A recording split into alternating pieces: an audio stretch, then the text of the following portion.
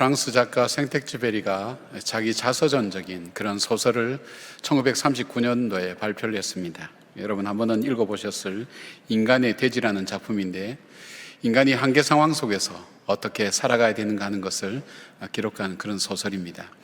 근데 이 글 중에 이런 이야기가 있습니다. 지도를 보면서 하룻밤을 꼬박 세웠다. 하지만 소용이 없었다. 내가 어디에 있는지 알 수 없었기 때문이다. 자신이 어디 있는지 알지 못하면 모든 길을 다 표시한 지도가 아무런 소용이 없다는 것입니다. 내가 어디 있는지 알지 못하는데 그 지도가 무슨 소용이 있습니까? 바로 그때에는 나침판을 봐야 됩니다. 나침판을 보고 나침판이 가리키는 그 방향을 향해서 때로는 지루하지만 확신이 없는 것처럼 보여지지만, 때로는 의미가 없는 것처럼 언제 끝날지 모르지만, 그러나 그 나침판을 따라 끝까지 가게 되면 결국은 인생의 사막을 건너게 된다는 이야기입니다. 우리는 아직도 우리가 한 번도 겪어보지 못한 전염병으로 미래를 알 수 없는 길을 지금 걸어가고 있습니다.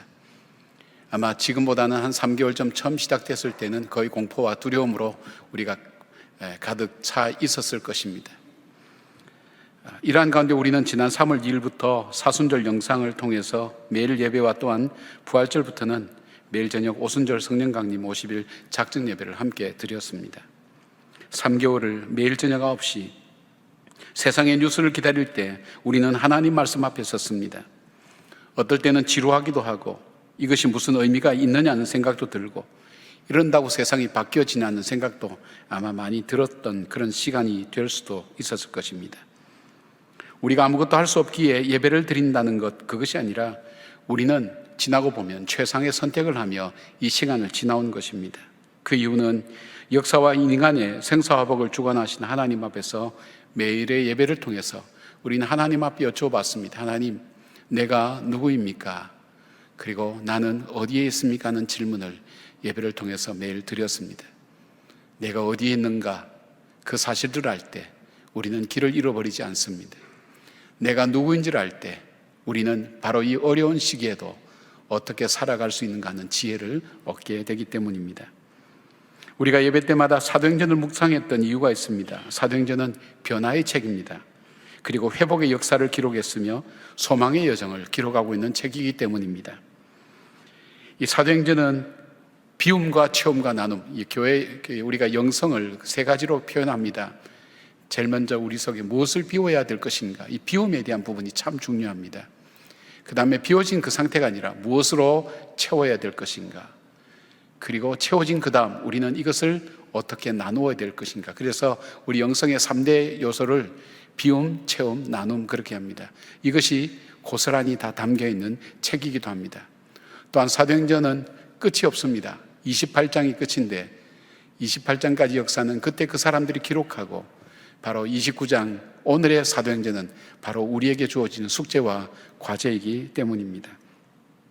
자, 결론이 없는 사도행전 28장, 우리가 이제 29장을 이 시대에 써가야 될 때 우리는 어떻게 한 번도 가보지 못한 이 세계를 믿음으로 써가야 될 것인가.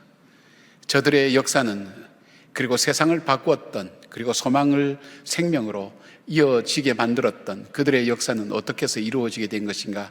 그것은 바로 성령이 강림하셨을 때 그들 속에 일어나게 된 사실이었습니다. 오늘도 우리가 사도행전 29장을 써가면서 성령의 충만함이 없이는 우리는 생명과 밝음의 역사를 써갈 수가 없습니다. 소망의 역사를 써갈 수가 없습니다. 변화의 역사를 써갈 수가 없습니다. 성령 충만이 그 시대의 사람들을 어떻게 변화시켰는지 우리가 다시 돌아보면서 오늘 이 시대 속에 우리 속에 성령의 충만함을 통해서 우리 시대에 주어진 우리의 사명을 묵묵히 아름답게 걸어가는 생명의 역사를 이어가는 우리 성도들이 되기를 바랍니다. 첫 번째로 그 시대 사람들 성령이 충만함이 주었을 때 개인의 삶이 바뀌어졌습니다. 8절 말씀 보니까 오직 성령이 너에게 임하시면 너희가 권능을 받고, 그렇게 되어 있습니다. 여기에 권능은 이 듀나민이라는 이 원어인데, 이 원어의 원형 듀나미스는 주로 성령의 힘이나 예수 그리스도의 능력과 더불어서 그렇게 사용되어집니다. 즉 하나님으로부터 내려오는 능력인 병을 고치고 귀신을 제어하며 원수를 대적하는 능력을 말하는데, 이 단어가 바울에게 와서는 이런 의미와 더불어서 하나님께로부터 오는 인격적인 힘 또는 구원을 가져다 놓은 능력으로 묘사되어 있다는 것입니다. 우리에게 권능이 주어졌다는 겁니다. 어떤 권능입니까? 성경에서 말하는 에베소서의 설명을 빌면 우리는 바로 사단을 제압할 수 있는 능력을 우리가 얻게 되었습니다. 그리고 세상 풍조를 분별하고 선택하며 갈 수 있는 능력을 얻게 되었습니다.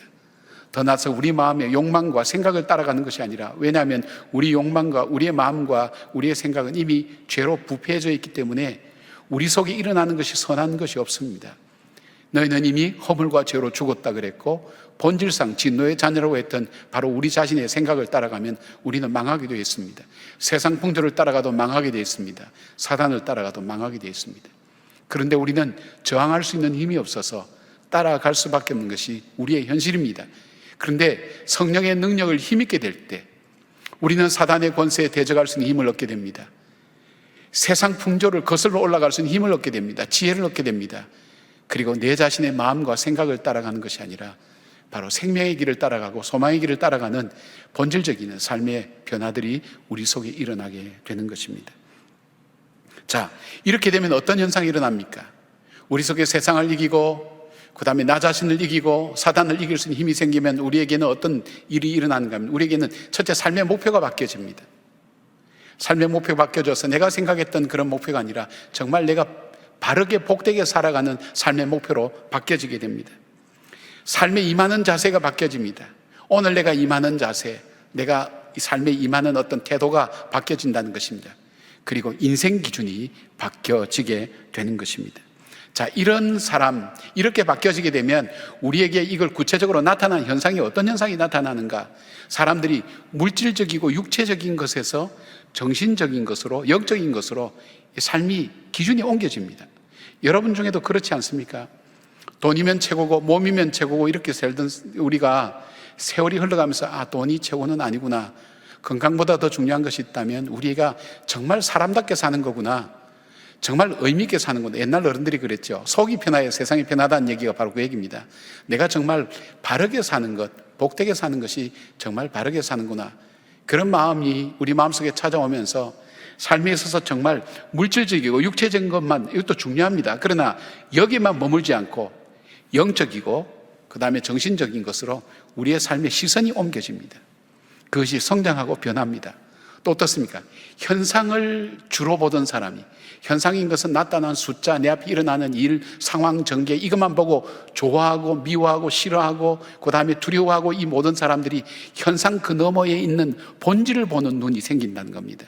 내 앞에 드러나는 일 위해. 그래서 우리에게 또 원론적으로 말씀드리면 우리의 영안을 하나님이 열어주셔서 우리가 사는 단순한 이 세상뿐 아니라 저 너머에 있는 영적 세계를 우리에게 보여주시며, 오늘의 삶이 전부 다가 아니라 우리의 미래를 위하여 오늘 내가 어떻게 살아야 되는지 그런 지혜를 얻게 됩니다.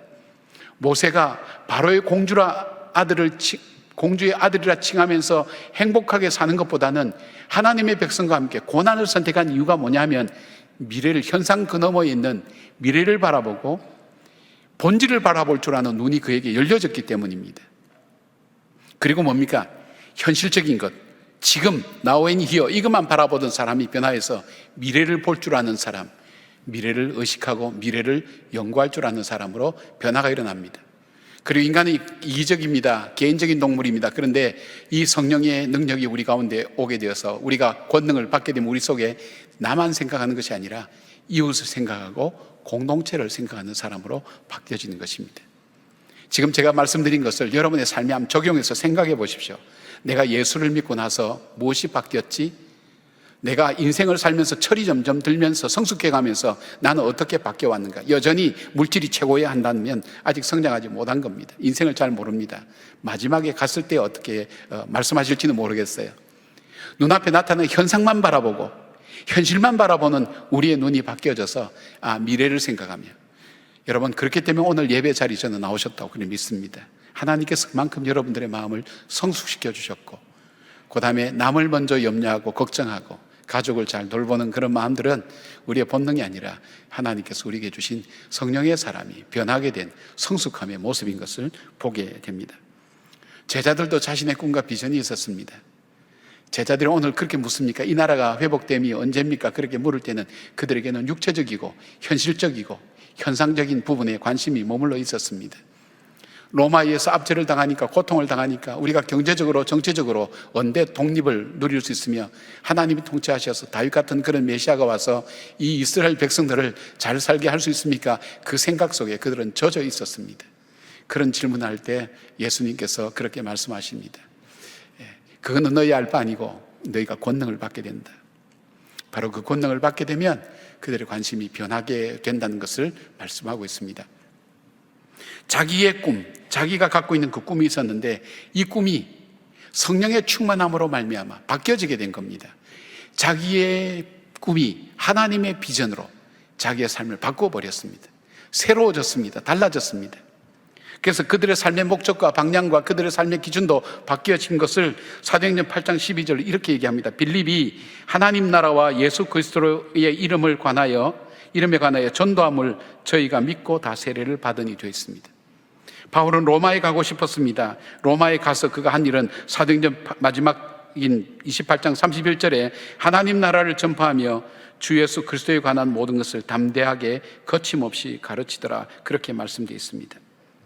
하나님을 알지 못하고 하나님과 단절된 인생에게 생명의 근원 되신 예수 그리스도를 자신의 구세주와 주님으로 영접하게 하고 영원한 생명으로 태어나도록 도울 뿐 아니라 자신의 삶을 하나님께 맡기고 예수 그리스도의 장성한 분량까지 자랄 수 있도록 세워가는 그런 꿈으로 바뀌어진 것입니다. 자관이 바뀌어졌고 가치관이 바뀌어졌고 세계를 보는 관점이 달라지게 된 것을 말합니다.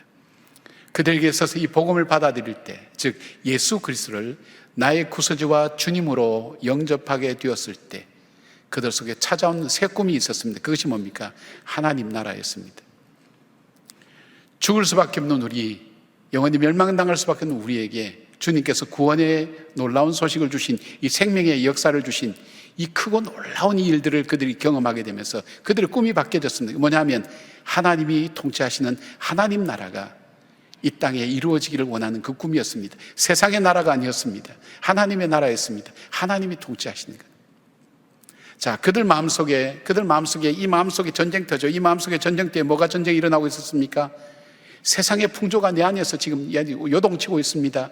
내 안에 타락한 내 본성이 요동치고 있습니다. 사단이 내 마음속에, 내 생각 속에 들어와서 나를 조종합니다. 이 안이 전쟁터입니다. 그런데 이 안이, 내 안이 하나님이 통치하시는 나라가 될 때, 내가 예수 그리스도를 나의 구세주와 주님으로 받아들이고 그 주님이 내 인생의 주인이 되어서 그 하나님이 통치하시는 나라, 그 나라가 하나님 나라인데 이 나라가 될 때 이 나라는 의와 희락과 화평의 나라가 되는 것입니다.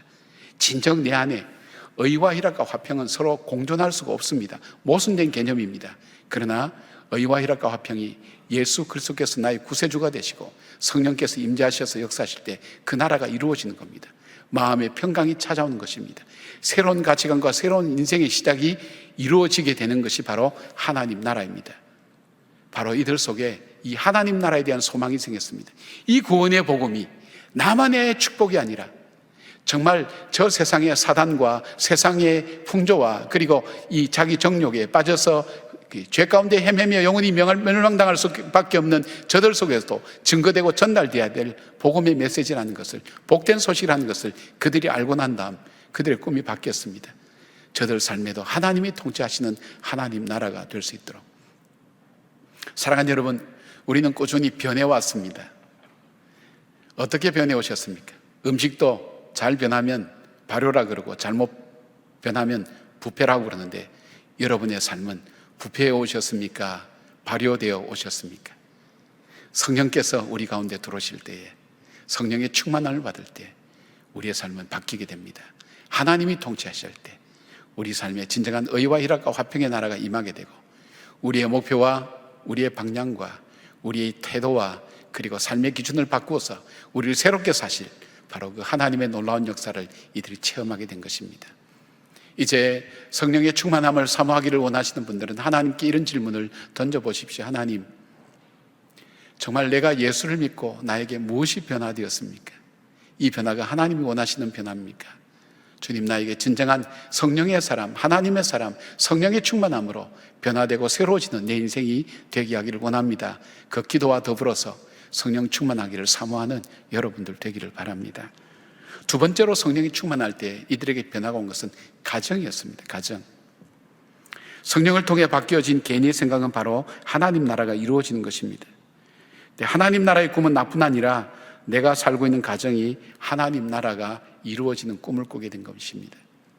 내가 내 인생을 살 때 내 안에 이 안에 전쟁터인데 복잡하고 어려운데 이 복잡한 인생길이 만났을 때 그 가정은 얼마나 복잡하겠습니까? 그래서 살다가 이혼도 하고 결혼한 것이 평생 후회된다 이런 분들도 있지 않습니까? 이혼율도 얼마나 많아집니까? 내가 거기에서 주도권을 잡고 내가 주인이 되려고 할 때 그때 일어나는 갈등과 다툼을 견디지 못해서 우리가 뛰쳐나가는 것이 가정 아닙니까? 그런데 내가 하나님의 성령의 충만함을 받고 보니까 인생에 있어서 진정한 행복은 우리가 행복하기 위해서 결혼하지 않습니까? 진정한 행복은 하나님이 통치하실 때 그때 진정한 행복이 있단 말입니다. 내가 가장 귀하게 여기는 가족들과 가정, 바로 여기에 하나님의 나라가 임하면 좋겠다.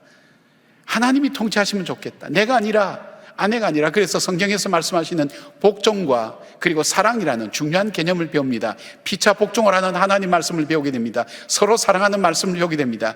하나님의 질서에 의해서 가정이 새로 세워질 때 가정이 변하게 되는 겁니다. 가정은 단순히 내가 생물학적인 욕구를 채우고 그냥 생존 본능에 의해서 살아가는 그런 공동체가 아니라 이 가정은 하나님이 나를 위해 축복하신 하나님의 축복의 선물이라는 것을 발견하게 됩니다. 나를 참 축복하셔서 준 귀한 선물이라는 것을 발견할 때 이 가정을 어떻게 생각하겠습니까? 함부로 대하지 않습니다. 가정이 참 귀합니다. 그리고 우리에게 자녀는 둘이 사랑하다 보니까 태어난 자녀들이다 그렇게 생각합니까? 그렇지 않습니다. 하나님이 나에게 이 복음을 증가하기를 원하고 이 아름다운 복음을 증가하기 위해 주신 하나님의 거룩한 숙제들이라는 것을 알게 됩니다. 내가 이 세상에서 가장 사랑하는 자녀들, 그들이 내가 떠나고 난 다음 그들이 행복하고 아름답게 살기를 다 원하지 않습니까? 그러기 위해서 어떻게 합니까? 내가 갖고 있는 물질을 많이 물려주면, 저들을 공부 많이 시켜서 지식을 많이 주면, 내가 이 직장까지 대물림해서 줄 수 있다면 그렇게 해서 지금 일어나고 있는 이 세상이 일이 아닙니까? 그런데 정말 그렇게 됩니까? 행복을 위해 보장된 모든 것 다 줬는데 정말 그들이 행복하게 살던가요? 그렇지 않습니다. 그렇다면 우리가 가장 사랑하는 우리의 자녀들, 우리의 가족들에게 우리가 가장 소중한 것 줄 수 있다면 이 복음 아니겠습니까? 하나님이 통치하시는, 네 인생은 너 것이 아니야. 하나님의 것이야.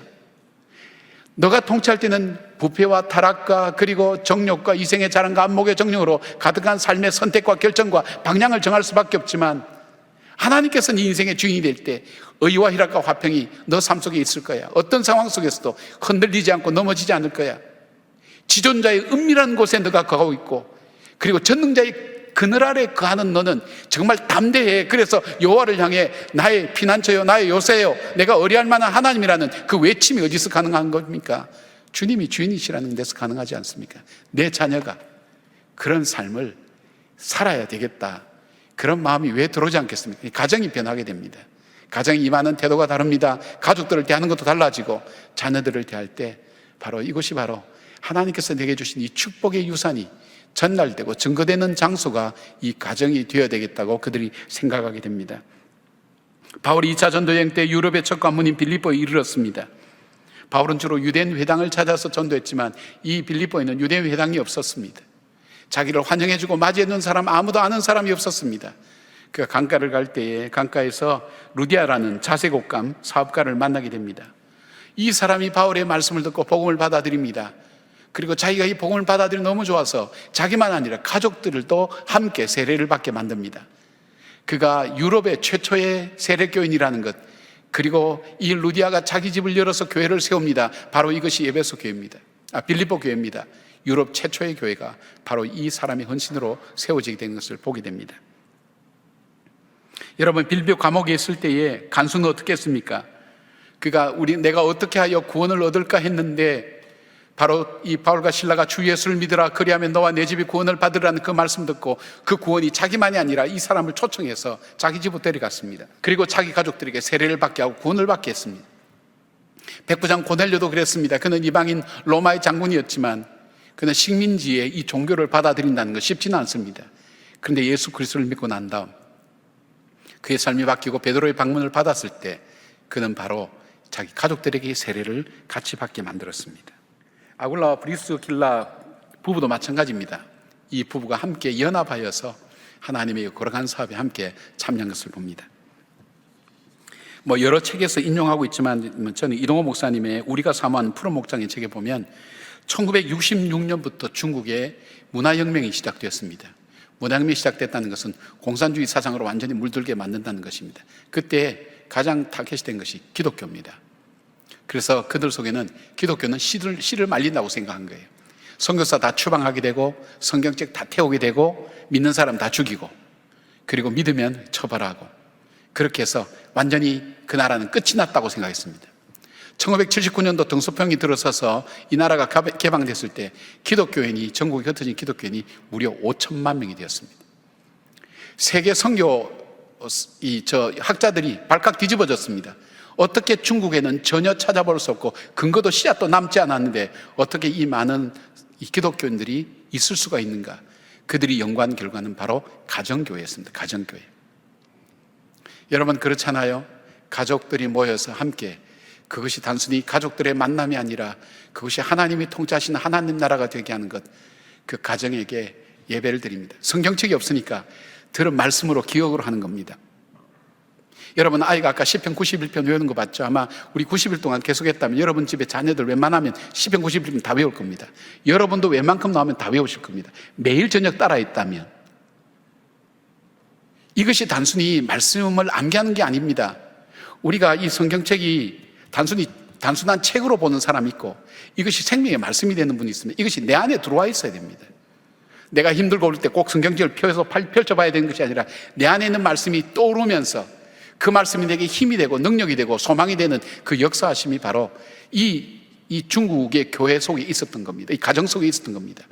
그리고 예배 형식이나 목사님들이 없으니까 뭡니까? 전적으로 누구든지 인도자가 되어서 성령님께 전적으로 의지하고 인도해 주시기를 기도했던 그들의 신앙은 순수했습니다.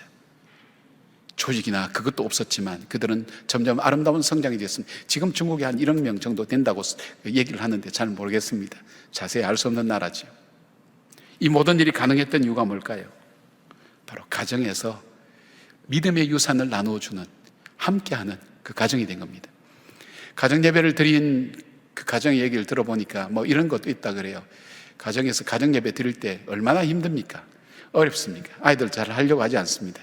근데 부모님이 이제 그 지혜를 낸 거죠. 가정 예배 드릴 때 맛있는 걸 해준다든지 아니면 가정 예배 때 그 시간에 고백하는 한 가지는 무슨 죄든 다 용납이 된다. 그걸 만들었다 그래요. 그러니까 엄마 돈 1,000원 훔쳤어. 그래도 속이 뒤집어지지만 그래도 내가 용서한 약속이 있으니까 용서해주고.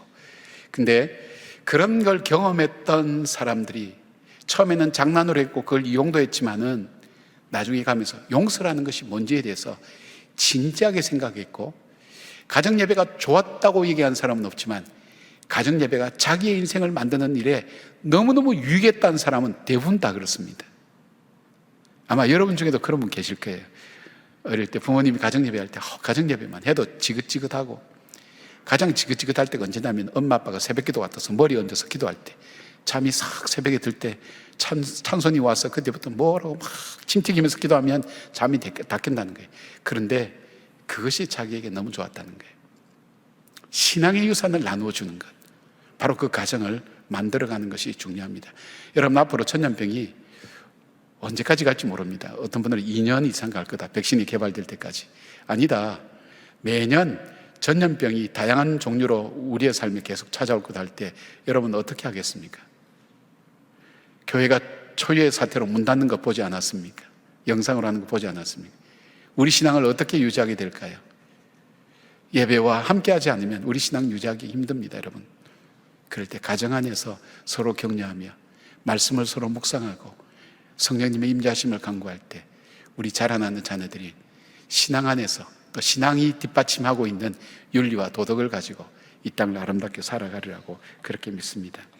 여러분, 우리가 자녀에게 이 신앙의 유산을 물려주지 않으면 이 자녀들은 내 자녀가 안 됩니다. 옛날에는 방에 가둬놓으면 방에 갇혀서 어디를 못 갔어요. 요즘 방에 가둬놓으면 방 안에서 전 세계를 헤매고 다닙니다. 아니 방 안까지도 안 갑니다. 조그만 공간에 가도 나도 손 안에 스마트폰 가지고 전 세계를 갖고 본다는 겁니다. 이 말은 뭐냐면 내가 보고 싶은 것, 내가 알고 싶은 걸 본다는 거예요. 부모님이 알기를 원하고 부모님이 가르치기를 원하는 걸 보는 게 아니라 이 아이들은 자기들이 흥미있는 것, 자기들이 호기심 있는 것 다 보는 거예요.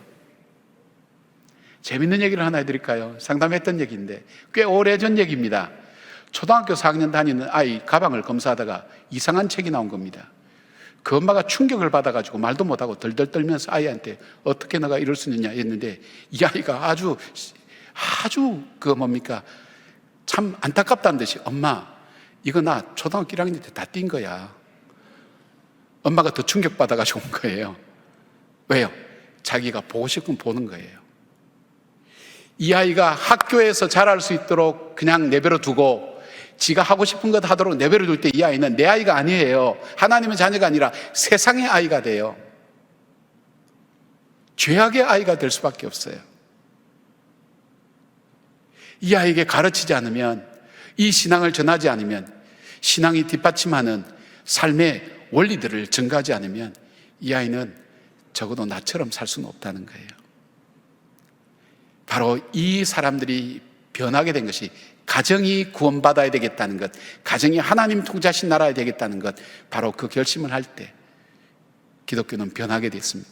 기독교는 세상을 변화시키는 그런 일들로 초대교회는 이루어지게 되는 것을 보게 됩니다. 여러분의 가정에도 이런 축복과 아름다운 유산이 흘러가는 가정이 되기를 바랍니다. 세 번째 성령 강림하게 되었을 때 변화가 일어났던 것이 교회가 세워지고 성장하게 되었습니다. 교회는 무엇입니까? 그리스도의 몸입니다. 예수님께서 이 땅에 계시면서 몸으로 행하셨던 일을 우리는 바로 이 교회라는 곳이 세워지면서 교회를 통해서 예수님께서 몸으로 하셨던 일을 우리가 하게 되는 것입니다. 치유하고 복음을 전하고 가르치고 교제하고 구제하고 이 모든 일들을 바로 교회에서 하게 되었습니다. 우리가 교회 중에 안디옥 교회가 왜 건강한 교회라고 그렇게 얘기합니까? 안디옥 교회를 통해서 하나님께서 왜 선교의 귀한 사명을 여셨는가 볼 때 우리가 묵상할 때 나누었죠. 안디옥 교회는 첫째, 주님의 비전을 간직하는 교회였습니다. 여러분, 오늘 본문에 나온 사도행전 1장 8절의 말씀, 너희가 예루살렘과 온 유대와 사마리아와 땅끝까지 이르러 내 증인 되리라는 것, 제자들 중에 알아들었던 사람이 있으라고 생각합니까? 없습니다. 왜요? 이들은 2000년 동안 유대주의라는 것, 유대라는 것, 선미라는 그 상자 안에 갇혀 있었어요. 그 이상 생각을 못했어요. 아니 예루살렘을 넘어가다니, 아니 유대를 넘어가다니, 사마리아로 가다니. 사마리아 사람은 짐승처럼 생각했는데 그들에게도 복음이, 이 귀중한 복음이 증거된단 말인가? 저 이방인들에게 증거된단 말인가? 예루살렘 교회를 쓰지 않았어요. 하나님께서 안디옥 교회를 쓴 것은, 안디옥 교회는 이 비전을, 주님의 비전을 가슴에 간직하고 잊지 않았어요. 그래서 바울과 바나바를 구별하여 보내라 그럴 때 교회의 가장 핵심인 바울과 바나바를 그들은 떼어 보낼 수가 없었어요. 교회가 존립할지 안 할지도 모르는데 순종하여서 그들은 바울과 바나바를 이방인의 선교에 보내는, 순종하는 교회였어요. 또 이 교회에 있는 것이 뭐였어요? 내가 주를 섬겨 금식하며 주를 섬길 때 그랬어요. 여기서 섬긴다는 것은 예배입니다. 금식하며 예배를 드렸다는 거예요. 그 예배는 무슨 예배일까요? 내가 그냥 앉아서 여기서 예배 드리고 말씀하면 듣고 찬송하면 부르고 그런 예배가 아니라 이 예배에 내 생명을 거는 거예요. 어떨 때 금식하죠? 정말 이것이 귀중하고 소중할 때, 그때 금식하지 않습니까? 하나님, 나에게서 이 예배는 참 중요합니다. 소중합니다. 이들은 박해를 피해서 도망갈 때도 예배를 포기하지 않았어요. 아무리 힘든 일이 있어도 그 예배를 포기하지 않았어요. 왜냐하면 예배는 나의 젖줄이기 때문입니다. 예배는 나의 생명줄이기 때문입니다. 예배를 통해서 내가 공급받고 하나님의 사람으로 살아가는 힘과 능력을 공급받기 때문에 예배를 포기하지 않았어요. 그들은 금식하며 예배를 드렸다 그랬어요. 이 예배에 내 생명이 달려있다. 그러니까 성령께서 말씀하시는 거예요. 바울과 바나바를 구별하라 그럴 때 그들은 또다시 금식했어요. 하나님의 뜻을 알기 위해서, 순종하기 위해서 금식했어요. 예배가 살아있었어요. 예배가 살아있던 교회가 뭐 분위기 좋게 해서 예배가 사는 게 아니라 내 가슴 속에 주님을 삼하고 주님을 예배하는 그 가슴이 뜨거워서 정말 내가 금식을 하면서까지라도 이 예배가 나에게 정말 생명줄과 젖줄이라는 그 믿음의 고백을 가지고 하나님 말씀에 엎드렸어요. 정말 나만을 위한, 나를 정말 이 세상에서 가장 사랑하는 그분이 오늘 살아가는 나에게 주시는 하나님 말씀으로 그들은 여기며 받았어요. 찬양할 때 마음을 다해서 중심을 다해 올려드렸어요. 그 예배가 그들을 살리고 회복시킨 거예요. 초대교회를 역사하며 돌아간 것을 보게 됩니다. 이들에게는 환경이 중요하지 않습니다. 여러분, 순종하지 않으려고 하는 사람은 환경이 중요합니다. 여건이 중요하고 입장이 중요합니다. 그러나 순종하기를 원하는 사람은 입장과 여건과 환경이 중요하지 않습니다. 어느 상황이 되든 순종하기 때문입니다. 바로 이 초대교회가 그런 교회였습니다. 초대교회의 문서와 그 다음에 사람들의 말들, 책들, 그림들, 이걸 다 분석했을 때 이거는 교회 안에서 일어난 일이 아닙니다. 밖에서 일반 학자들이 볼 때 초대교회 교인들은 자기들을 스스로 누구라고 생각했느냐, 그걸 연구해서 한번 말씀드렸죠. 네 가지라고 얘기했죠. 제일 먼저 그들은 생각할 때 우리는 기도하는 사람이다. 그것이 자기들의 정체성이었습니다. 베드로는 지금 감옥에서 내일 죽을 것 같은데 밤새도록 기도하고 있는 사람들 보십시오. 이해하지 못할 일 아닙니까? 정말 세상에 물질과 현상을 중요시 여는 사람은 기도하는 사람 보면 이해를 못합니다. 그들은 기도하는 사람, 우리는 어떤 어려움 앞에서도 어떤 두려움 앞에서도 우리는 기도한다. 이 기도하는 사람이었어요. 두 번째, 이들이 갖고 있는 정체성은 우리는 그리스도의 종이다. 주님이 원하신 대로 살아간다. 그리스도의 종이다. 세 번째, 우리는 한 형제 자매다. 예수 안에서 한 형제 자매다. 여러분 한번 보십시오. 이 어떤 자료 중에 이것이 있습니다.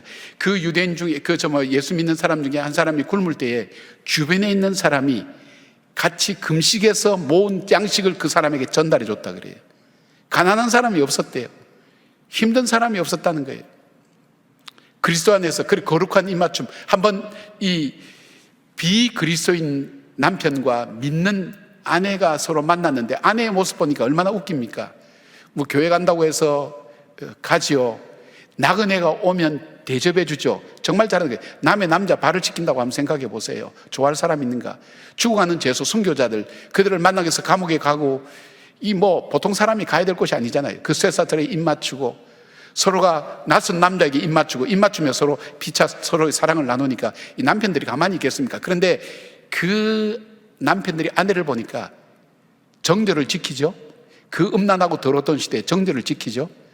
침상을 더럽히지 않다 그랬어요. 그들이 윤리와 도덕을 지키면서 그들이 걸어야 될 길을 걸어가는 그 아내를 바라보면서 경외감을 갖게 되는 거예요. 관심을 갖게 되는 거예요. 저 여자가 뭐 때문에 저렇게 사는가? 그러면서 한 사람씩 전도되기 시작했다고 그렇게 전하고 있어요. 그리고 그들 속에 또 하나 있는 정체성은 우리에게는 절망이란 없다. 참 소망을 가지고 있다. 짐승에게 찢겨 죽이면서 화형을 당하면서도 그는 이것이 마지막이다, 절망이라 하지 않았다는 거예요. 여러분, 그렇게 소망을 갖고 있었기에 그 지하 동굴 그 무덤입니까? 카타콤, 거기에서 태어나서부터 거기 죽을 때까지도 거기 사는 사람이 그렇게 살 수 있을까요? 왜 그랬을까요? 소망이 있기 때문에 그런 거예요. 우리가 믿는 이 소망이 참 소망이다. 이것이 초대교회 교인들이 갖고 있었다는 거예요. 사랑하는 여러분, 그래서 세상 사람들은 그 사람들을 향해 거주민이지만은 나그네라고 불렀어요. 이 땅에 살고 있지만 하늘의 인생 기준을 가지고 살아가는 사람이라 불렀어요. 그리고 그들의 삶 자체가 증거가 되었어요. 초대교회 기독교는 박해의 대상이었어 무관심이고 경멸의 대상이었지만, 그러나 한편으로는 초대교회는 모든 사람에게 매력적인 무엇이 있다고 그렇게 느껴졌다는 거예요. 그들의 삶에, 그들이 뭐 예수 믿겠다고 떠들고 그런 것이 아니라 그들의 삶 자체가, 살아가는 삶 자체가 사람들에게 도전을 주고 새로움을 주고 영향을 주기 시작한 거예요. 점점 확대되기 시작하면서 드디어 이 5세기 가까이 돼서는 바로 이 기독교가 로마의 국교가 되는 그런 일들이 일어나게 된 이유가 바로 그거였습니다. 물론 이것이 비극적인 사건의 시작일 수도 있지만은, 그러나 그렇게 성장하고 변화되고 새로워질 수 있었던 이유는 교회가 건강하게 성장하고 교회가 세워지기 시작하고, 그리고 교회를 통해서 구원을 받는 사람의 역사들이 일어나게 된 것을 보게 됩니다. 사랑하는 여러분, 오늘은 부활로 50일 오순절 마가의 다락방에서 제자들이 주님의 약속하신 성령을 기다릴 때 바람 같은 소리가 들리고 불의 혀같이 갈라지는 그 불들이 사람의 머리 위에 있고, 그리고 각각 다른 나라 말로 방언을 말하지만 한 복음을 전하는 놀라운 역사들이 일어나며 우리가 눈에 보이는 현상 그 너머에 있는 하나님의 영적인 신비로움을 체험했던 그런 날이기도 합니다. 한국교회가 바로 이런 영적인 놀라운 신비로움과 놀라운 하나님의 능력을 덧입어야 됩니다. 그렇지 않고는 이 세대를 믿음으로 살아낼 수가 없습니다. 저와 여러분도 마찬가지입니다. 오늘 나에게 하나님 주신 이 성령의 능력을 통해서 하나님 내 삶 속에 정말 내 삶의 방향이 바뀌고 목적이 바뀌고 인생의 기준이 바뀌어지는, 삶의 태도가 바뀌어지는 그런 삶의 변화가 있게 하시옵소서. 그리고 진정 내 삶이 하나님이 통치하시는 하나님 나라를 사모하며 살아가는 그런 사람이 되게 하시옵소서. 그런 간절함을 가지고 성령 충만하기를, 이미 성령이 여러분 속에 있습니다마는 그 성령이 충만해져서 성령에 온전히 사로잡혀서 믿어지는 믿음으로 가득 채워지고, 내 생각으로 믿는 것이 아니라 온 몸을 다해 마음을 다해 주님을 의지하고 그렇게 살아가는 우리 모두가 되었으면 좋겠습니다. 여러분 중에도 신앙의 체험이 있는 분들을 이래 보면 다릅니다. 신비로운 체험을 한 분들은 뭐가 달라도 다릅니다. 그리고 그때 받은 약속과 소망을 결코 포기하지 않습니다. 그러기에 지치지 않습니다. 넘어지지 않습니다. 그 소망 붙들고 어두운 칠흑 같은 어둠도 헤쳐나가는 지혜와 힘이, 바로 그 능력이 바로 이 성령의 충만함 속에 있다는 것입니다. 그런 놀라운 성령의 충만함이 우리 모두에게 함께 하기를 주의 이름으로 축원합니다. 아멘. 기도하겠습니다. 하나님, 우리는 성령의 충만함이 무엇인지 아직 잘 모르는 분들도 많이 있습니다. 바울이 내가 결박된 것 외에는 나처럼 되기를 원하노라 외쳤던 것처럼, 주님, 우리에게 주님의 성령이 충만해져서 하나님 불의 혀같이 갈라지는 성령의 뜨거운 역사를 하나님 저희들이 맛보게 하시고, 바람 같은 소리를 듣게 하시고, 방언의 은혜를 또한 저희들 받게 하셔서 하나님의 살아계심과 역사심을 체험하는 저희들 되게 하시고, 하나님 병들이 떠나가며 귀신들이 떠나가는 놀라운 역사도 체험할 수 있는 저희들 될 수 있도록 도와주시옵소서. 우리의 삶 자체가 세상의 증인으로 살아가는 그런 삶이 되게 하시고, 세상의 인생 기준이 아니라 하늘나라의 인생 기준을 가며 살아가게 하시고, 영원히 이 땅에 거할 사람이 아니라 거주하는 사람이지만 나그네처럼 우리의 마음을 가지고 살아가는 주의 백성 되게 하여 주시옵소서. 예수님의 이름으로 기도드리옵나이다. 아멘.